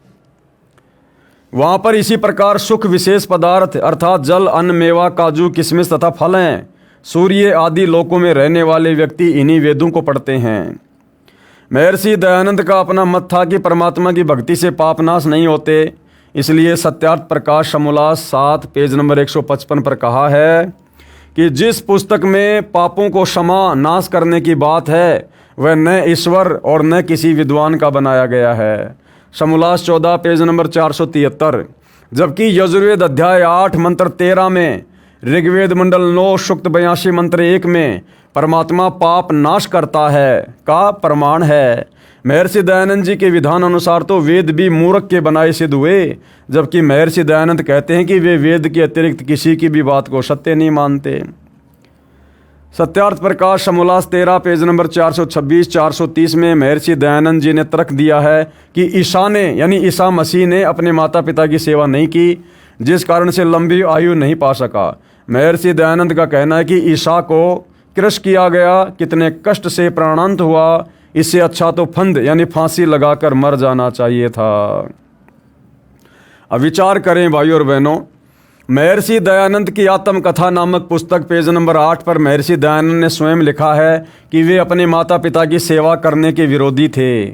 उन्होंने भी अपने माता पिता की सेवा नहीं की। शायद इस पाप के परिणाम स्वरूप महर्षि दयानंद 59 वर्ष की आयु में असाध्य रोग से 1 महीने तक तड़फ तड़फ कर मरे। उनके माथे पर छाले, मुंह में छाले, जीभ पर छाले, सारे शरीर पर छाले तथा टट्टी पेशाब भी वस्त्रों में ही निकल जाता था। प्रमाण है पुस्तक श्री मद दयानंद प्रकाश पेज नंबर 437, 443, 444, 445, 446, 447 से। महर्षि दयानंद जी ने समोल्लास 3 पेज नंबर 44 पर कहा है कि जो व्यक्ति 48 वर्ष तक ब्रह्मचर्य का सेवन करता है वह 400 वर्षों तक जीवित रहता है। महर्षि दयानंद तो आमरण ब्रह्मचार्य का दावा करते थे कि मैं तो आजीवन ब्रह्मचार्य का पालन किया है मैंने। वे स्वयं अश्वनी, आशोज, बदी, चतुर्दशी संवत 1940 से कार्तिक अमावस्या संवत 1940 तक 1 महीना रोग की महापीड़ा को झेलकर 59 वर्ष की आयु में मर गए। जबकि ये तो आजीवन ब्रह्मचार्य का पालन किया करते थे जैसा कि ये कह रहे हैं। तो 400 साल तो बहुत दूर की बात है, ये तो खाली 59 साल की उम्र में ही मर गए। प्रमाण पुस्तक श्री मद दयानंद प्रकाश पेज नंबर 437 तथा 451 तथा पेज नंबर 437, 438, 443 से 447 पर। सत्यार्थ प्रकाश समोल्लास 13 पेज नंबर 444 पर समीक्षा संख्या 125 में ईसाइयों की आलोचना में कहा है कि एक स्त्री सूर्य पहने है, यानी एक स्त्री ने सूर्य को पहन रखा है, चांद उसके पांव तले हैं। महर्षि दयानंद स्वयं कह रहा है कि सूर्य पर मनुष्य व अन्य प्राणी रहते हैं, वहाँ सर्व सुख पदार्थ जैसे गेहूं, चना, काजू आदि मेवा फल हैं। सत्यार्थ प्रकाश के समोल्लास 8 पेज नंबर 197, 198 में। यानी टोटल भाई और बहनों उवाबाई भर रखी है, मनमाना ज्ञान ठोक रखा है सत्यार्थ में। महर्षि दयानंद का वेद ज्ञान, एक मंत्र का 2 वेदों में अर्थ किया है, दूसरे के विपरीत अर्थ है। यजुर्वेद अध्याय 5 मंत्र 20, ऋग्वेद मंडल 1 सूक्त 154 मंत्र 2, गायत्री मंत्र यजुर्वेद अध्याय 36 मंत्र 3 में अन्य अर्थ हैं तथा सत्यार्थ प्रकाश समोल्लास 3 पेज नंबर 38-39 पर अन्य अर्थ हैं। महर्षि दयानंद व्यसन था, वो विकारी आदमी था, नशा भी किया करता था। महर्षि दयानंद सरस्वती, महर्षि दयानंद भांग पीते थे। अताओ भाई और बहनों, भांग पीने वाला समाज सुधारक कैसे हुआ? इसका प्रमाण है पुस्तक श्री मद दयानंद प्रकाश, प्रकाशक हैं सार्वदेशिक आय प्रतिनिधि सभा दिल्ली के पेज नंबर 34 और 35 पर। पुस्तक आत्मकथा पेज नंबर 22 पर। महर्षि दयानंद हुलास सूंघता था, इसका प्रमाण है पेज नंबर 129 पर। हुक्का पिया करता था, पेज नंबर 302 पर प्रमाण है। पान भी खाता था, पृष्ठ 911 पर। और तंबाकू खाते सूंघते थे, पेज नंबर 208 पर प्रमाण है। उपरोक्त प्रमाण पुस्तक महर्षि दयानंद सरस्वती का जीवन चरित्र, प्रकाशक हैं आर्य समाज नयाबास दिल्ली। महर्षि दयानंद चाय पीता था, क्योंकि चाय भी भाई और बहनों एक नशा है। पुस्तक नव जागरण के पुरोधा दयानंद सरस्वती, प्रश्न नंबर 381 पर। महर्षि दयानंद को विष नहीं दिया गया, उसकी मृत्यु रोग के कारण हुई थी। महर्षि दयानंद झूठ फैला की लहर उनकी मृत्यु रोग से। इसका प्रमाण है पुस्तक दयानंद चरित पेज नंबर 216 तथा पुस्तक श्री मद दयानंद प्रकाश पेज नंबर 437 पर। पुस्तक नव जागरण के पुरोधा दयानंद सरस्वती, प्रकाशक परोपकारिणी सभा के सरगंज अजमेर राजस्थान, पेज नंबर 529, 530, 531, 536 पर। महर्षि दयानंद का सन 1857 के स्वतंत्रता संग्राम में कोई योगदान नहीं था। इसका प्रमाण है पुस्तक नव जागरण के पुरोधा दयानंद सरस्वती 38, 41, 42, 43, 44, 45 पर। महर्षि दयानंद द्वारा अन्य महापुरुषों तथा धर्मों की मिथ्या आलोचना, बंदी छोड़ कबीर परमेश्वर जी के ज्ञान विचार। सत्यार्थ प्रकाश के समोल्लास 11 पेज नंबर 306 और 307 पर। सिख धर्म के प्रवर्तक नानक देव साहब जी की मिथ्या आलोचना तथा नानक देव जी को मूर्ख कहा गया है। महर्षि दयानंद जी की इस पुस्तक में श्री गुरु ग्रंथ साहिब जी को पुराणों तुल्य मिथ्या ज्ञान कहा है। सत्यार्थ प्रकाश समोल्लास 11 पेज नंबर 307 से 309। महर्षि दयानंद जी कहते हैं कि एक रामदास नाम के संत अनुसूचित जाति से संबंध रखते थे। महर्षि दयानंद ने उसको जाति का ढेड कह के संबोधित किया है। सत्यार्थ प्रकाश के समोल्लास 11 पेज नंबर 311 पर। महर्षि दयानंद जी ने ईसाइयों को मूर्ख, जंगली, दम्भी कहा है। सत्यार्थ प्रकाश समोल्लास 13 पेज नंबर 407, 410, 414, 417, 425, 419, 428, 437 पर मुसलमान धर्म के ऊपर अभद्र कटाक्ष किया है। सत्यार्थ प्रकाश के समोल्लास 14 पेज नंबर 450, 451, 506, 507, 476, 477, 480 पर 483, 485, 486, 489, 494 और 499 पर महर्षि दयानंद जी कहते थे कि परमात्मा रोग नाश नहीं करता। समोल्लास 14 पेज नंबर 488 पर, जबकि ऋग्वेद मंडल 10 सूक्त 161 मंत्र 2 में लिखा है परमात्मा अपने साधक का असाध्य रोग नाश करके 100 वर्ष की आयु प्रदान कर देता है। यानी भाइयों और बहनों, कितनी उआबाई, कितना झूठ महर्षि दयानंद ने अपनी सत्यार्थ प्रकाश में लिखा हुआ है, जिसको आर्य समाज शिरोधार्य मानता था, वेदों के अनुसार लिखी हुई पुस्तक मानता था। और इस अज्ञान को पढ़ते पढ़ते उनकी पीढ़ियां गुजर गई थी। अब जब सतगुरु रामपाल जी ने आकर ये सच्चाई समाचार पत्रों के माध्यम से, सत्संगों के माध्यम से आम समाज में धीरे धीरे उजागर की, तो आर्य समाज के आचार्यों के पेट में दर्द होने लगा, क्योंकि उनका धंधा इन्हीं पुस्तकों को बेचकर दान धर्म से चल रहा था। तो उन आचार्यों ने नादान जनता को संत रामपाल जी के खिलाफ भड़काना शुरू कर दिया। महर्षि दयानंद जी को यथार्थ आध्यात्मिक ज्ञान नहीं था। वे किसी मंत्र ओम नाम के जाप के पक्ष में नहीं थे। इसका प्रमाण कहाँ है? सत्यार्थ प्रकाश के समोल्लास 11 पेज नंबर 263, 264। जबकि यजुर्वेद अध्याय 40 मंत्र 15 के अनुवाद में महर्षि दयानंद ने स्पष्ट किया है कि जिस परमात्मा का नाम ओम है उसका सुमरण करें, न कि ओम मंत्र का। पुस्तक महर्षि दयानंद सरस्वती का जीवन चरित्र, प्रकाशक हैं आर्य समाज, नया आवास, दिल्ली। इसके पेज नंबर 62 पर एक पुजारी के द्वारा ये पूछने पर कि परमात्मा का कौन सा नाम जाप करें, उत्तर में महर्षि दयानंद ने कहा सच्चिदानंद, यही नाम जाप किया करो और नहीं। तथा पुस्तक नव जागरण के पुरोधा दयानंद सरस्वती के पेज नंबर 93 तथा 83 पर गायत्री मंत्र का जाप करने को कहता था। हर बात में दोगलापन। महर्षि दयानंद को वेद ज्ञान भी नहीं था। सत्यार्थ प्रकाश के समोल्लास 3 पेज नंबर 38 पर गायत्री मंत्र के विषय में कहा है कि भू भवै स्वै, ये 3 वचन तैतरीय आरंक्य के हैं। यदि वेद ज्ञान होता तो कहते कि ये पूरा मंत्र यजुर्वेद अध्याय 36 मंत्र 3 का है। यजुर्वेद अध्याय 36 मंत्र 3 का अनुवाद भी महर्षि दयानंद ने ही किया है, जो सत्यार्थ प्रकाश वाले अनुवाद से अलग है। कारण ये है कि महर्षि दयानंद भांग का सेवन करता था। प्रमाण महर्षि दयानंद की आत्मकथा पुस्तक के पेज नंबर 8 पर, पुस्तक नव जागरण के पुरोधा दयानंद सरस्वती पेज नंबर 36 पर, पुस्तक महर्षि दयानंद सरस्वती का जीवन चरित्र पेज नंबर 50 पर लिखा है कि वो भांग पिया करता था। इसलिए सत्यार्थ प्रकाश में किए अनुवाद से भिन्न अर्थ यजुर्वेद के अनुवाद करते समय याद नहीं रहा कि मैं क्या अनुवाद कर रहा हूँ। वास्तविकता यह है कि गायत्री मंत्र की व्याख्या जो सत्यार्थ प्रकाश में की है वह किसी की नकल उतारी है। यजुर्वेद अध्याय 36 मंत्र 3 का अनुवाद महर्षि दयानंद का है।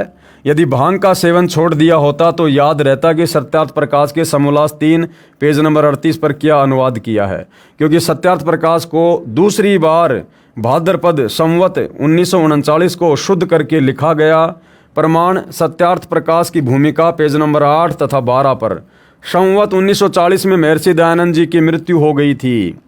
यजुर्वेद का पूरा ऋग्वेद का 1 से 6 मंडल का अनुवाद संवत 1934 से संवत 1939 तक किया, 5 वर्षों में किया तथा 1940 संवत में महर्षि दयानंद जी की मृत्यु हो गई।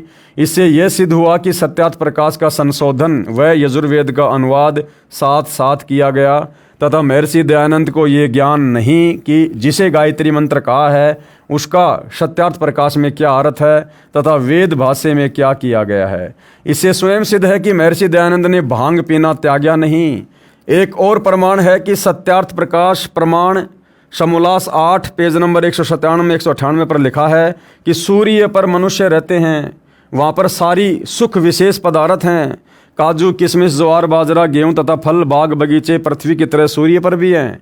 वहाँ अर्थात सूर्य पर रहने वाले व्यक्तियों द्वारा इन्हीं वेदों को पढ़ा जाता है। विचार करें, संवत 1940 अर्थात सन 1883 में महर्षि दयानंद जी की मृत्यु हुई तथा संवत 1939 यानी 1882 तक सत्यार्थ प्रकाश का संशोधन किया।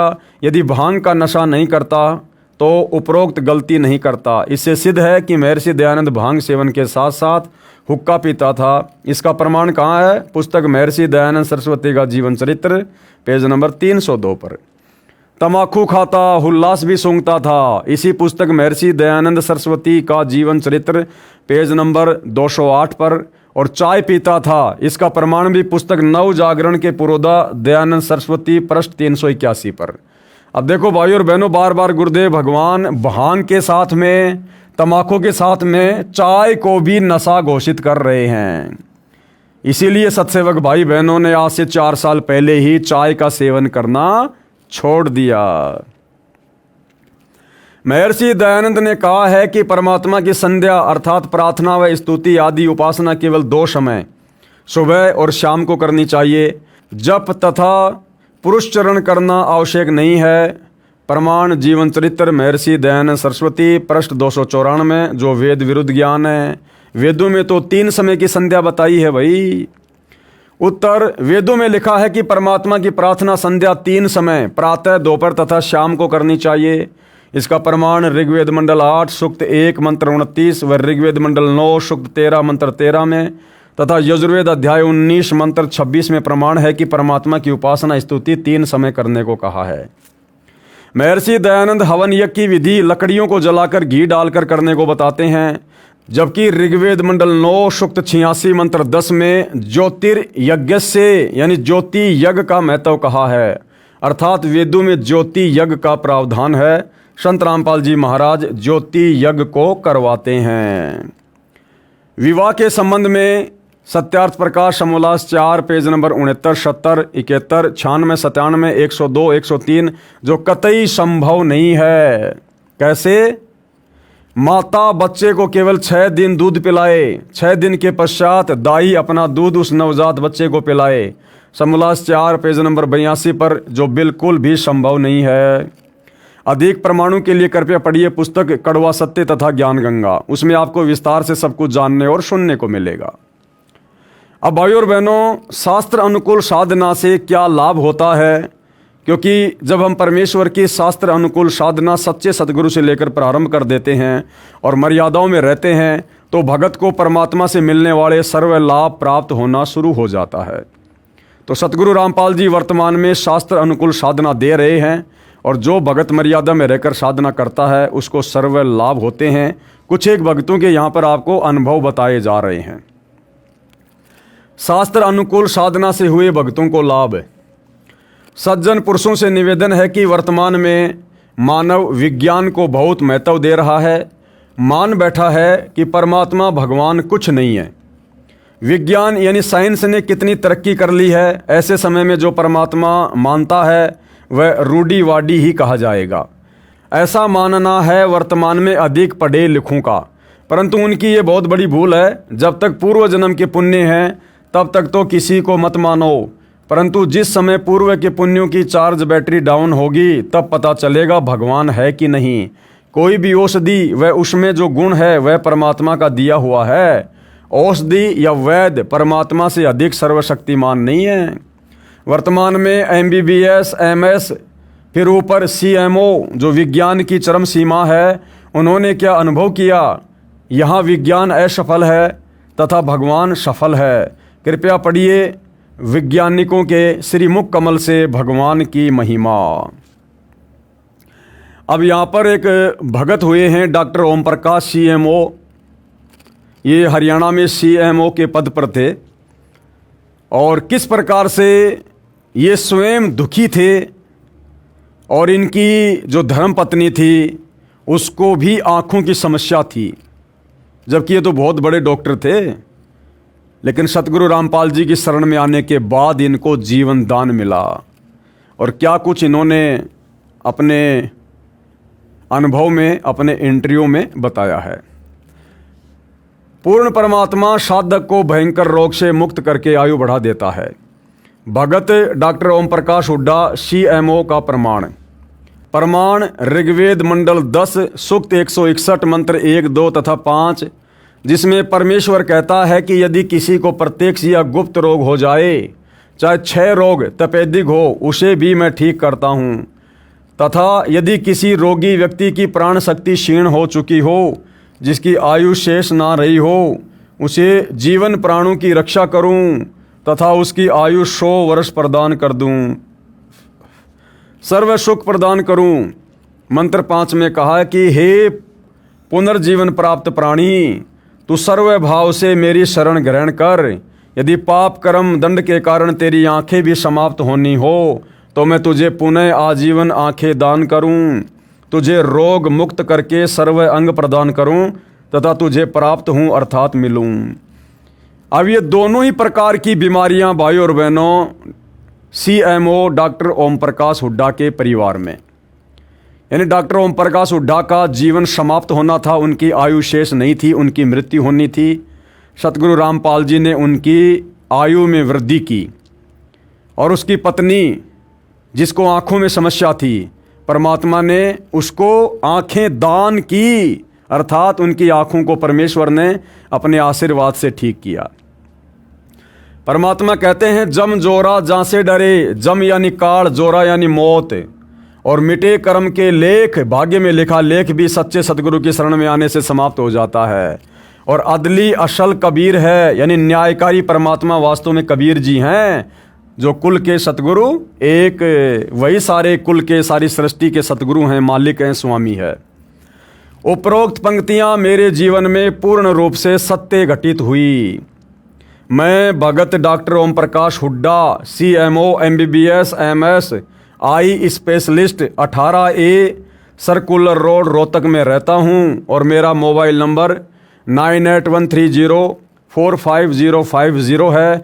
भाई और बहनों, वर्तमान में ये नंबर हो सकता आपको ना मिले, क्योंकि 2014 बरवाला कांड के बाद जिस डॉक्टर ओम प्रकाश हुड्डा को परमात्मा ने शरण में लेकर जीवन दान दिया था, वो ओम प्रकाश हुड्डा 2014 बरवाला कांड के बाद सतलोक आश्रम मैनेजमेंट हरियाणा के कुकर्मों में शामिल था, अर्थात मर्यादा तोड़ चुका था, जिस कारण से डॉक्टर ओम प्रकाश हुड्डा की पुनः मृत्यु हो चुकी है। वो संसार छोड़कर जा चुके हैं, अतः फिलहाल आपकी उनसे बात नहीं हो पाएगी। क्योंकि परमात्मा ने किसी को एक बार जीवन दान दे दिया तो ये मतलब थोड़ी है कि बाकी वो बकवाद करेगा तो उसको परमात्मा ऐसे ही रखेगा। भैया, वो परमात्मा सत्य का साथी है। जिसकी उम्र परमात्मा एक बार बढ़ा देता है, उस भगत ने तो सोच समझ के कदम रखना चाहिए, फूक फूक के, कि नादान, अगर तेरे से दोबारा जरा भी गलती हुई तुझे परमात्मा माफ नहीं करेगा। तो डॉक्टर ओम प्रकाश हुड्डा की वर्तमान में मृत्यु हो चुकी है। मेरा जन्म 12 अप्रैल 1953 को गांव किलोई जिला रोहतक में हुआ। मेरी 5वीं से 12वीं कक्षा तक की पढ़ाई DAV स्कूल व DAV कॉलेज अमृतसर में हुई। अमृतसर में मेरे बड़े भाई लाइब्रेरियन के पद पर DAV स्कूल में कार्यरत थे। वहाँ के जानकार लोग उन्हें मास्टर जी तथा मुझे प्यार से छोटे मास्टर जी कहते थे। तो भाई और बहनों, छोटे मास्टर जी डॉक्टर ओम प्रकाश हुड्डा की आत्मकथा हम खुद उन्हीं की जुबानी वीडियो में सुनते हैं, उसके बाद फिर हम इस पुस्तक में आगे बढ़ेंगे। सुनिएगा। क्या नाम है जी आपका? सर, मेरा नाम ओम प्रकाश दास है। वैसे मुझे जो है सरकारी तौर पे जो नौकरी में मेरा नाम दर्ज है वो ओम प्रकाश हुड्डा के नाम से है, OP Hooda, doctor OP Hooda. तो डॉक्टर साहब, आप कहाँ कहाँ आपने नौकरी की? सर, मैंने जो है जब मेडिकल अफसर के तौर पे मैंने बुटाना नौकरी ज्वाइन की थी। उसके बाद मेरी पानीपत डिस्ट्रिक्ट में रहा 2-2.5 साल। उसके बाद मैं सोनीपत मेडिकल सुपरिटेंडेंट की पोस्ट पे आया और उसके सोनीपत से मैं यमुनानगर में CHC नाहरपुर है 4.5 साल वहाँ रहा। नाहरपुर से मेरी बदली जो है बिलासपुर जिला यमुनानगर में ही जो है बदली हुई। वहाँ से मैं CHC डीघल आया 2005 दिसंबर में और CHC डीगल से मेरी प्रमोशन हुई CMO झज्जर की जो है, और 2 साल 1 महीना में CMO झज्जर रहा। उसके बाद सर मेरी जो है वहाँ अपॉइंटमेंट हुई deputy director senior scale Panchkula, और पंचकुला के बाद मैं CMO सिरसा रहा 1 साल तकरीबन, और उसके बाद मेरी बदली हुई CMO हिसार के तौर पे, जहाँ से मैं 30 अप्रैल 2011 को CMO के पद से रिटायर हुआ हूँ। जी डॉक्टर साहब, संत रामपाल जी महाराज के शरण में कैसे आए? संत रामपाल जी महाराज की शरण में मैं ऐसे आया कि मेरी पोस्टिंग 1998-99 में कुरुक्षेत्र रही। तो और मेरी पत्नी जो है वो टीचर थी नर्सिंग कॉलेज में सोनीपत। तो एक दिन हमारे घर जो है किसी बच्ची का आना हुआ जो 12वीं क्लास में पढ़ती थी। तो बच्ची ने ये नानी जी को ये बताया कि नानी जी मैं सोमवार को आई तब भी आपका व्रत था, मंगलवार को आई तब भी आपका व्रत था, शुक्रवार को आई तब भी आपका व्रत था, तो मैं आपकी इतनी पूजा पाठ का एक कैप्सूल बना दूं, क्योंकि इतने व्रत उपवास आप रखोगे तो आप बहुत कमज़ोर हो जाओगे। तो मेरी धर्मपत्नी ने कहा कि बेटी बना देना। तो उस बिटिया ने कहा कि संत रामपाल जी महाराज का सत्संग हर तीसरे संडे को सोनीपत में होता है, और आपको इस संडे को, तीसरे संडे को मैं आपको लेके जाऊंगी। तो मेरी धर्मपत्नी ने पहले सत्संग में ही मालिक का नाम ले लिया और नाम लेकर कुरुक्षेत्र आ गई। कुरुक्षेत्र आने के बाद मुझे बताया तो मैं जो हूँ थोड़ा सा ये भौचक्का रह गया कि मेरे पूछे बगैर कैसे ले लिया। तो मैं राधा स्वामी डेरा सत्संग ब्यास में चला गया, और पीछे 2 घंटे बाद मेरी पत्नी वहाँ पहुँच गई। और उसके बाद जो है हम वहाँ का सत्संग सुना। तो सत्संग पहले भी सुने थे, लेकिन वहाँ मेन डेरे पे ये देखा कि कोई उनका जो प्रवर्तक है, गुरु है, वो सत्संग नहीं करता, वहाँ तो सीढ़ी चला दी जाती है। उसके बाद में हम वापस आ गए, और फिर मैंने संत रामपाल जी महाराज के हर तीसरे संडे को सत्संग सुने 5-6। और तब मेरी पत्नी ने, जब मैंने नाम नहीं लिया तो मेरे घर में जो है 3 दिन का गुरु ग्रंथ साहब का जो पाठ रखवा दिया, जो गरीबदास जी का ग्रंथ कहते हैं।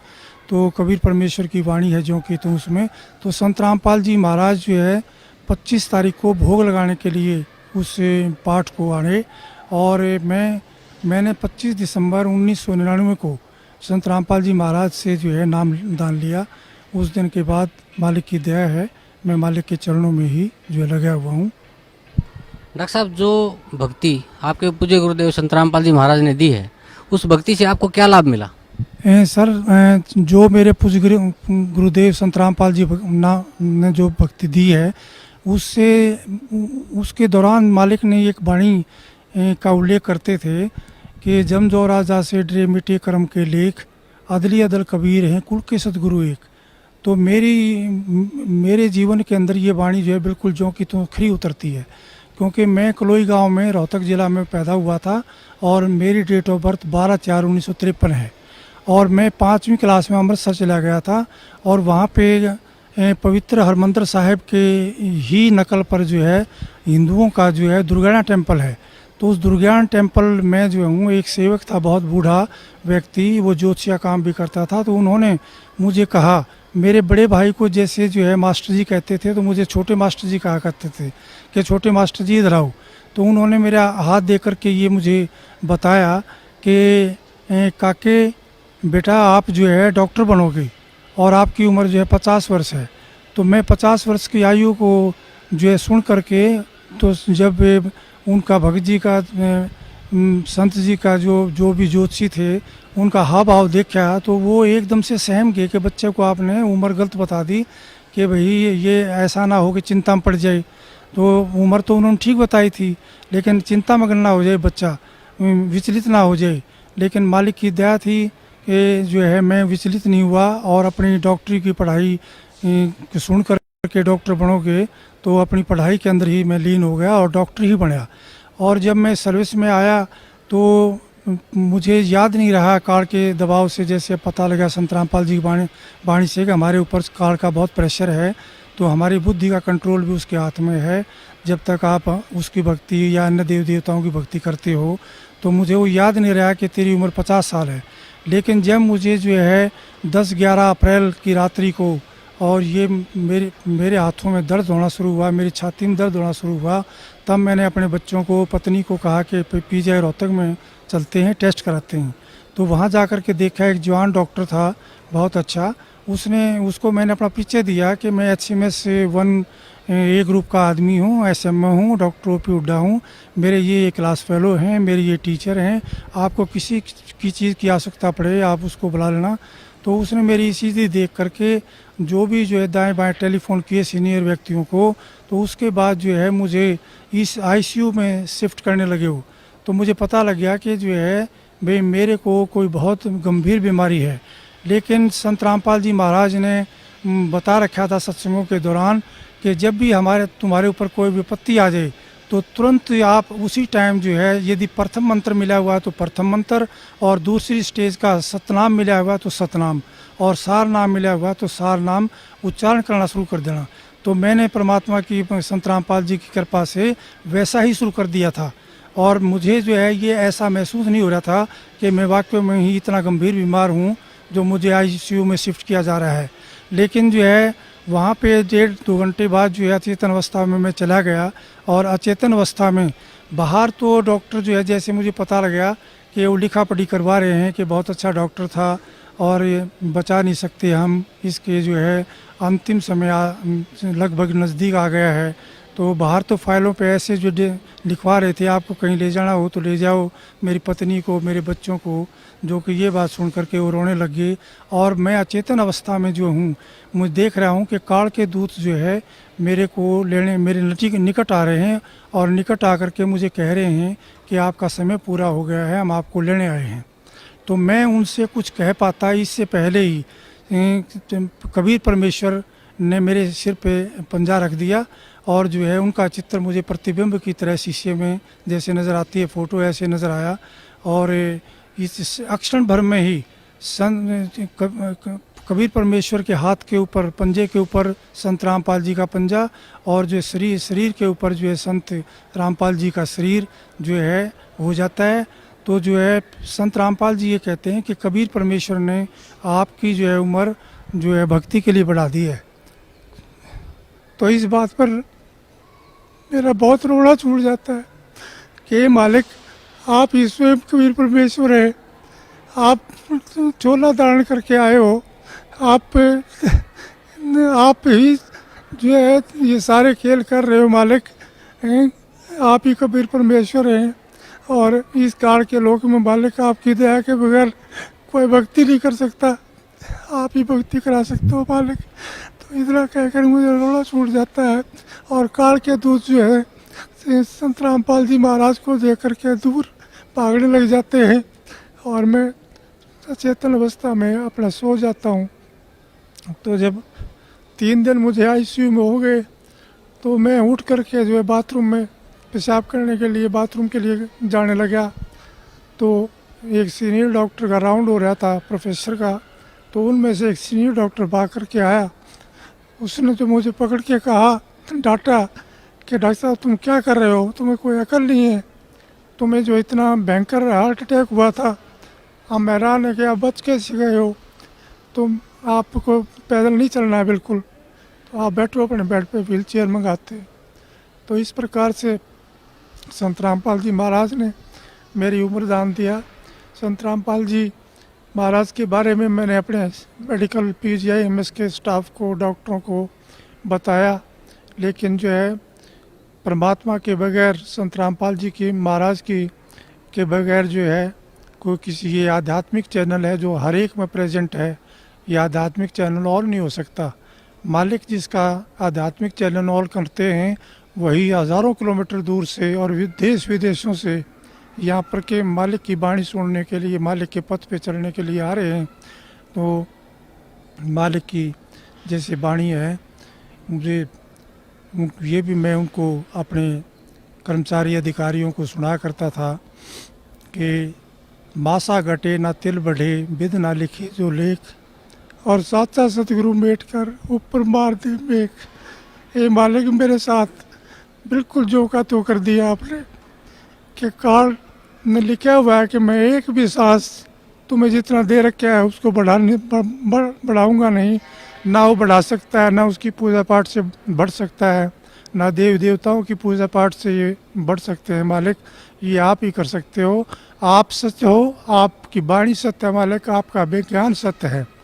आप पूर्ण परमेश्वर हो। संत रामपाल जी महाराज, आप जो चाहे सो कर दें। 14 कोट दूजम डरी ऊद बूजम त्रास निवारे, चित्रगुप्त के कागज़ फाड़े। मालिक आप चित्रगुप्त के कागज़ फाड़ दिए आपने, मेरी उम्र बढ़ा दी मालिक। मेरी धर्मपत्नी श्रीमती शीला हुड्डा 6/12/4 को PGIMS रोहतक में दाखिल हुई। तो मेरी उस टाइम नाहरपुर CHC में पोस्टिंग थी SMO के पद पर। तो मुझे टेलीफोन गया यमुनानगर ज़िले में थे है ये CHC। मुझे टेलीफोन गया तो मैं वहाँ आया और ये मालिक की आज्ञा ले चुके थे कि जी ऐसा ऐसा हो गया। तो मालिक ने कहा कि अपना इलाज कराओ। तो मेरी पत्नी को वहाँ मैं आया, मैंने देखा स्पेशल वार्ड मिला हुआ था। तो ये जो भी डॉक्टर आता, जो भी जो कर्मचारी आता वहाँ पे, ये कह कर के जो है रोने लग जाती थी कि मेरी आँख क्या ठीक हो जाएगी, क्योंकि इनकी आँख में बैंगापन हो गया था। तो उस बैंगनपन की वजह से जितने भी डॉक्टर आते वो यही कह करके जाते कि हमारे बस की बात नहीं है। जैसे आई डिपार्टमेंट से दाखिल हुए थे तो आई डिपार्टमेंट वालों ने कहा कि हमने सारे टेस्ट करा लिए हैं, आप न्यूरोलॉजी वालों को दिखाओ। न्यूरोलॉजी वालों को दिखाते रहे, उन्होंने कहा कि कोई भी डिफेक्ट नहीं है, इनका MRI, कैट स्कैन, अल्ट्रासाउंड सब कर लिया हमने, तो हमें कोई डिफेक्ट नज़र नहीं आता है। और मैं खुद स्वयं जो आई सर्जन हूँ, MS MD डॉक्टर हूँ, तो आँखों के ऑपरेशन जो मैंने बहुत किए हैं। तो मैं भी हैरान था कि कोई भी जब डिफेक्ट नहीं है किसी में चीज़ में, तो ये ठीक क्यों नहीं हो रही हुई है, उन दवाई क्यों नहीं लग रही है।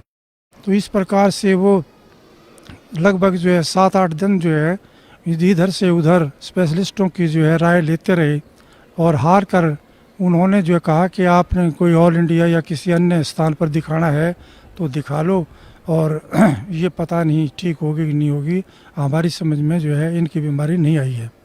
तो उसके बाद जो है ये संत रामपाल जी का सत्संग था बरवाला में, क्योंकि करौथा में भी सत्संग करते थे। ये 14 दिन के बाद जो यहाँ एक सत्संग यहाँ बरवाला में मालिक का होता था, संत रामपाल जी महाराज का।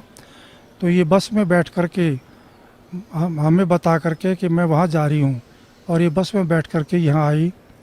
और संत रामपाल जी महाराज सतगुरु से जो है के चरणों में बैठकर तो रोते हुए उन्होंने बताया कि मालिक देखो मेरी आँख ठीक नहीं हो रही है, डॉक्टर ने जवाब दे दिया है, आप ही मालिक, आप उम्र बढ़ा सकते हो, तो आप क्या नहीं कर सकते मालिक। तो मालिक ने कहा कि मेरी तरफ देखो कि मैं कितने नज़र आता हूँ, आप 2 नज़र आते हो मालिक। दोबारा जो है नीचे करके गर्दन इन्होंने चरणों की सेवा करते टाइम दोबारा मालिक ने कहा देखो कितने नज़र आता हूँ मैं, मेरा 2 नज़र आते हो मालिक, मैं झूठ नहीं बोलूँगी। फिर तीसरी बार मालिक ने कहा कि अब देखो आप।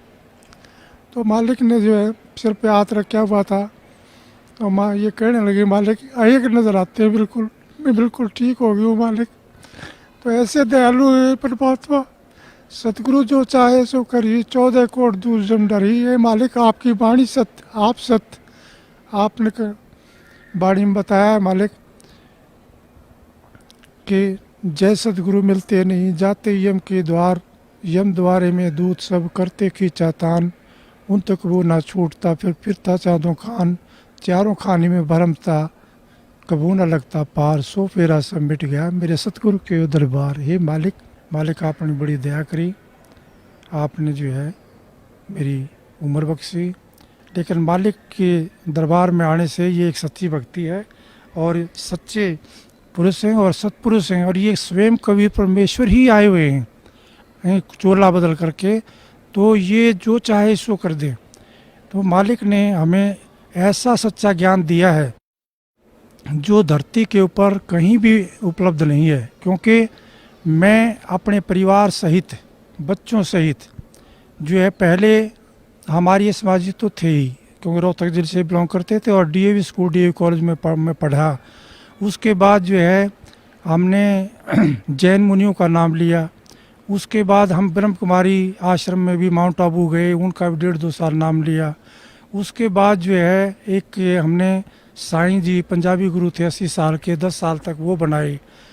उसके बाद संत रामपाल जी महाराज मिले, तो ये पता लगा कि उनके पास तो कोई भक्ति मार्ग था ही नहीं, कोई मंत्र है ही नहीं, कोई प्रमाण ही नहीं उनके पास।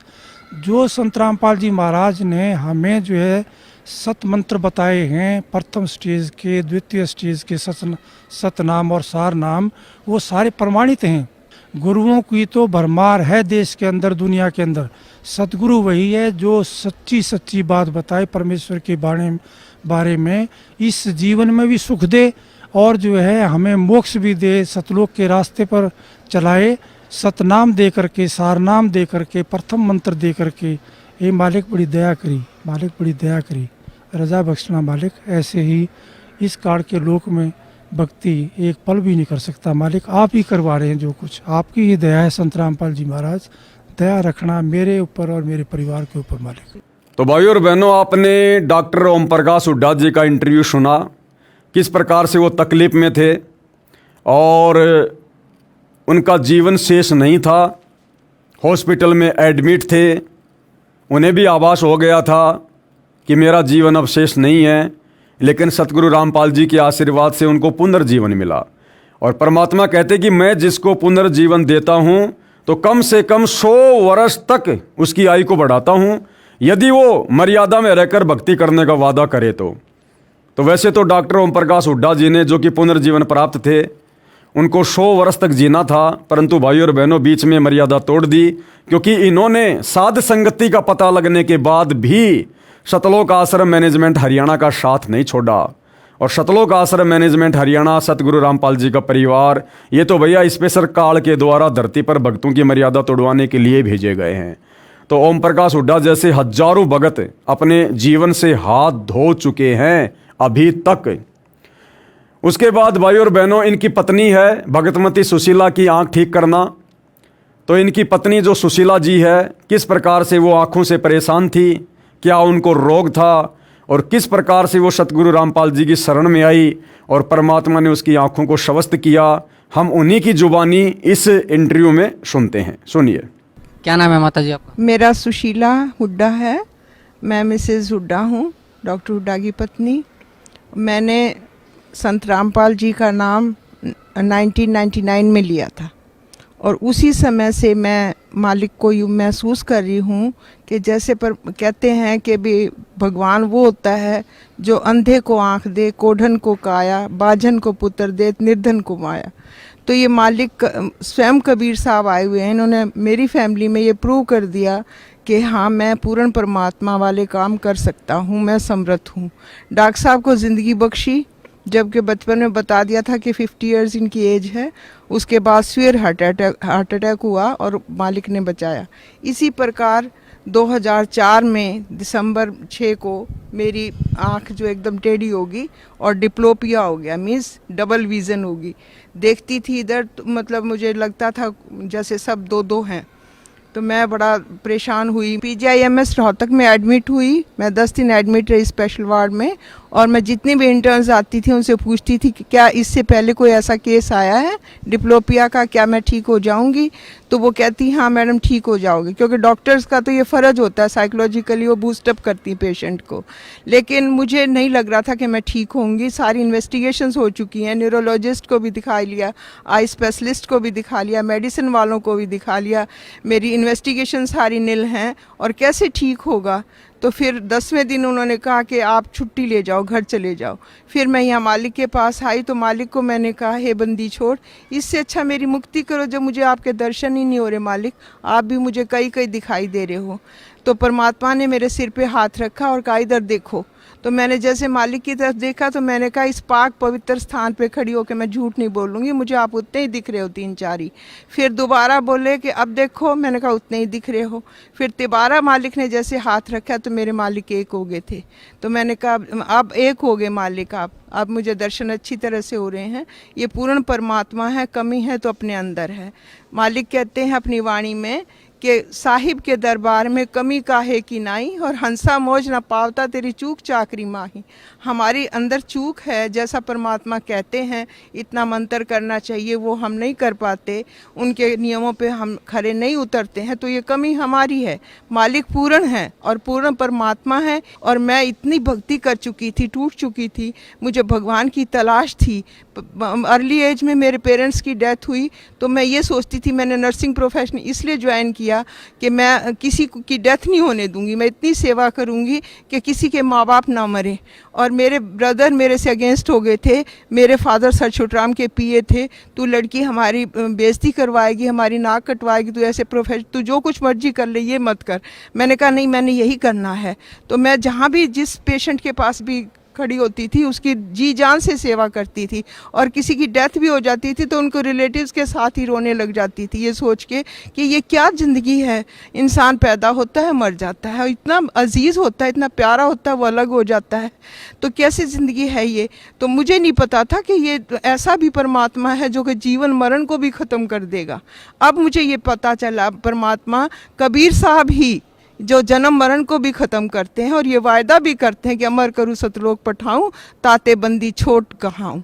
ये सच्चे पुरुष हैं, सच्चे परमात्मा हैं, सच्चे बंदी छोड़ है। अब मुझे ये सेटिस्फेक्शन होगी कि ये सुप्रीम पावर है, इससे आगे कोई भी पावर नहीं है। और इस परमात्मा का जो ज्ञान है, जब साइंस फेल हो जाती है तब ये शुरू होता है। ये प्रूव कर दिया परमात्मा ने हमारे ऊपर कि जब हम डॉक्टर्स ने जवाब दिया और उसके बाद परमात्मा ने ठीक कर दिया, सिर्फ आशीर्वाद दे के ही।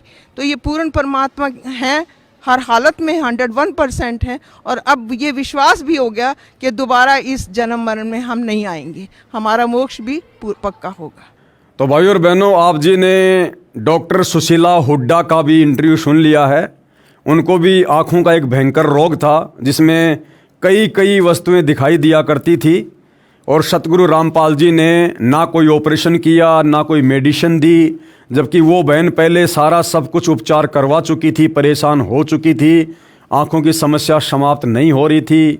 लेकिन सतगुरु रामपाल जी के पास जाते ही और आशीर्वाद मात्र से ही उनकी आंखें बिल्कुल स्वस्थ हो गई, क्योंकि ये परमात्मा के गुणों में लिखा हुआ है कि यदि साधक की आंखों की रोशनी चली जाए तो भी परमात्मा उसे स्वस्थ कर देता है।